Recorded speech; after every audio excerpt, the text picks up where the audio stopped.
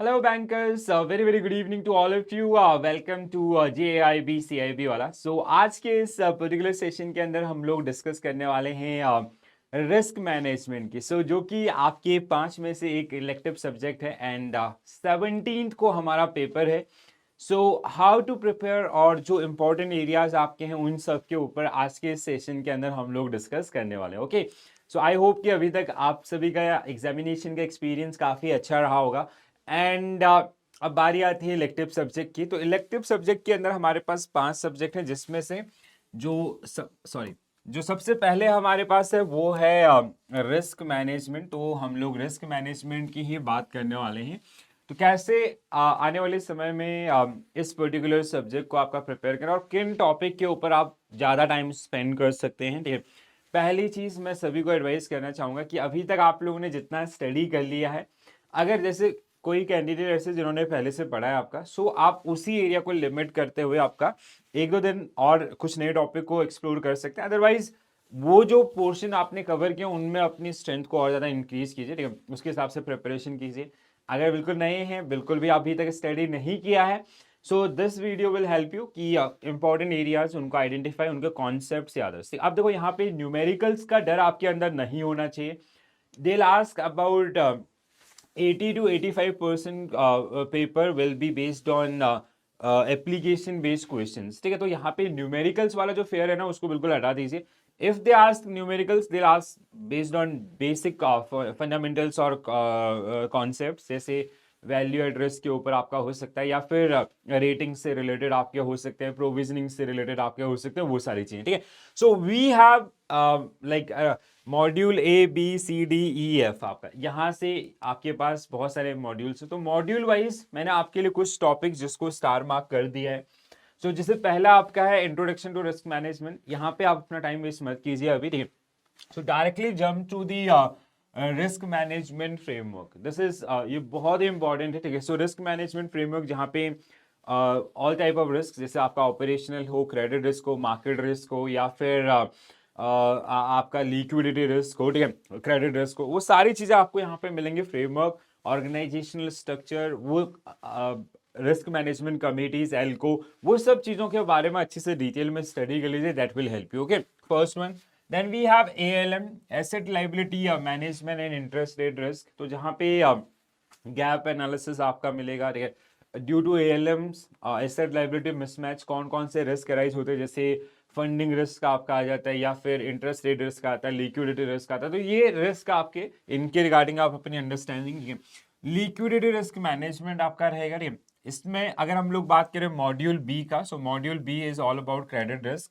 तो जिसमें credit rating system, इसके अलावा क्रेडिट रिस्क मॉडल्स, ये बहुत इंपॉर्टेंट है. ठीक है, measurement of credit risk, you can also study this, and credit derivatives. आपकी अंडरस्टैंडिंग के लिए मैंने थोड़ा सा स्टार मार्क भी कर लिया है, तो अकॉर्डिंगली भी अगर आप जाएंगे ना तो that will definitely help you. Okay, module C आपका मार्केट रिस्क. तो मार्केट रिस्क की अगर हम लोग बात करें तो जिसमें कुछ ही एरियाज आपका, जैसे अगर हम लोग बात करें measurement of interest rate risk and value at risk. Value at risk बार के ऊपर डेफिनेट क्वेश्चन आपको मिलेंगे, जैसे BFM के अंदर भी आपको टेस्ट किया गया, यहाँ पे भी ये टेस्ट किया जाएगा. फायदा ये है कि आप ऑलरेडी पढ़ चुके हैं अपने BFM में, तो ऐसे एरियाज के ऊपर काम करें जो आपने थोड़ा बहुत कवर कर लिए हैं. ठीक है, so that will help you. इसके अलावा अगला है आपके पास ऑपरेशनल रिस्क. ऑपरेशनल रिस्क के रिगार्डिंग आपका जो बेसल गाइडलाइंस हैं या अदर्स. सो ऑपरेशनल रिस्क का framework. Then we have collection of internal loss and external loss data, risk and control, self assessment, ये सबसे इंपॉर्टेंट है. टीम, तो इसलिए मैंने इसको दोनों साइड से आपका स्टार मार्क किया हुआ है और KRIs. ओके, सो की risk indicators. Technology risk, corporate governance, again important part बनता है. क्लाइमेट रिस्क क्या दस, यहाँ से 1-2 क्वेश्चन आपको मिल सकते हैं, बहुत बेसिक आपका. ठीक है, तो उसको एक बार स्टडी आप करेंगे ना, एक बार में आपको अच्छे से समझ में आ जाएगा. ठीक है, कल मैं आपके लिए महामैराथन भी लेके आ रहा हूँ, जहाँ पे 4-5 आवर्स हम लोग पढ़ेंगे आपका रिस्क मैनेजमेंट. तो रिस्क मैनेजमेंट से रिलेटेड बहुत सारे क्वेश्चन जिनको हम लोग कल के सेशन में प्रैक्टिस करेंगे 6 PM to 10 PM पे, तो उसको भी आप देख सकते हैं. ठीक है, रेगुलेटरी अगर हम लोग बात करें मॉड्यूल ई का, तो जिसमें regulatory capital and capital adequacy बहुत इंपॉर्टेंट है. So capital allocations against market risk, capital charge for operational risk, तो ये अगेन इंपॉर्टेंट पार्ट है. स्ट्रेस टेस्टिंग आपका, market discipline, provisions, Basel 3 buffers, ये बहुत ही इंपॉर्टेंट टॉपिक है, ठीक है. सो उधर भी 2 स्टार आपके इसको देंगे. Basel 3 buffers, liquidity ratios, leverage ratios, risk based supervision, ठीक है. इसके अलावा risk based internal audits. Final module जिसमें आपका सिर्फ और सिर्फ डेरिवेटिव्स है. You will get around 8 to 10 marks question based on derivatives. और आपने अगर डेरिवेटिव्स को अभी तक थोड़ा बहुत भी पढ़ा है ना, so I highly recommend this particular unit, ठीक है. जिसमें जैसे अगर हम लोग आप ये इंट्रोडक्शन पार्ट को एलिमिनेट कर सकते हैं, directly come to these 4 type of derivatives, ठीक है. Forward contract, future contract, options in swap, इन सबको आपका इनसे रिलेटेड, ठीक है. तो जैसे अगर आप फॉरवर्ड्स को पढ़ें, फॉरवर्ड रेट एग्रीमेंट्स आपका उसी में मिल जाएगा, फॉरवर्ड का प्राइसिंग आपको मिल जाएगा, ठीक है. फीचर्स आपके कॉन्ट्रैक्ट के मिल जाएंगे, और इसके अलावा ऐसे बहुत सारी चीजें जो आपको यहाँ पे, ठीक है. Same for future options and swap. Swaps को मैंने डबल स्टार क्यों किया है, क्योंकि देखो बैंक्स के अंदर आपके आज के डेट में जैसे क्रेडिट डेरिवेटिव्स आपका एक यूनिट हुआ करता था, या होगा आपका बीएफएम के अंदर.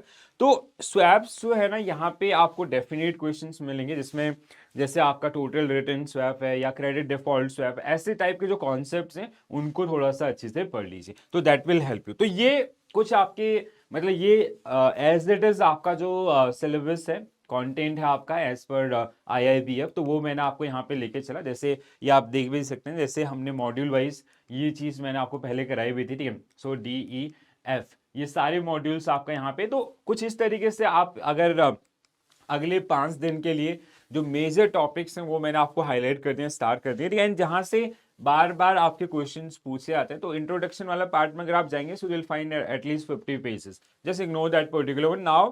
कि अभी तक मतलब आपकी स्ट्रेटेजी कैसे होनी चाहिए. पहला, न्यूमेरिकल्स का फेयर हटा दीजिए, कि अगर न्यूमेरिकल सॉल्व नहीं कर पाऊंगा तो ये पेपर क्लियर नहीं होगा, ऐसा बिल्कुल भी नहीं है, ठीक है. जो रीसेंट पैटर्न आपके चारों एग्जाम पेपर आपने देखे होंगे, सो वहां पे क्वेश्चंस आपका क्या है, मैक्सिमम एप्लीकेशन बेस्ड है, ठीक है. तो focus on concepts and fundamentals.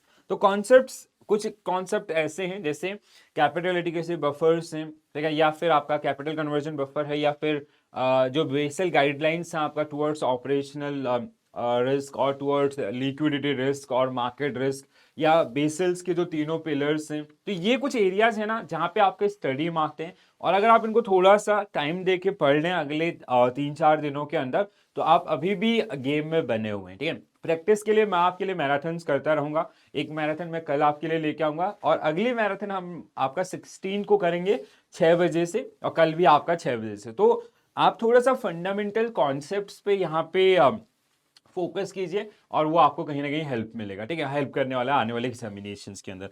सो अगर आपका कोई और क्वेरी भी है, आप कमेंट्स के अंदर लिख के बता सकते हैं. आई होप कि और प्लीज डू फॉलो, जहाँ पे मैंने स्टार मार्क्स या डबल स्टार कर रखे हैं उस तरीके से आप इनको फॉलो कीजिए अगले 5 दिनों के लिए, डेफिनेटली रिजल्ट मिलेगी, ठीक है. सो मेरे एक्सपीरियंस के हिसाब से कहीं ना कहीं वो आपको एरिया सबसे ज्यादा टेस्ट होंगे, और वो चीजें आपको मिलेंगी. और न्यूमेरिकल्स वाला जो टेंशन है कि न्यूमेरिकल आएगा नहीं आएगा, इग्नोर दैट. कि अभी अगर नहीं पढ़ा है तो आप उसमें एंटर मत कीजिए, आपने पहले से पढ़ा है देन प्रैक्टिस कीजिए, ठीक है.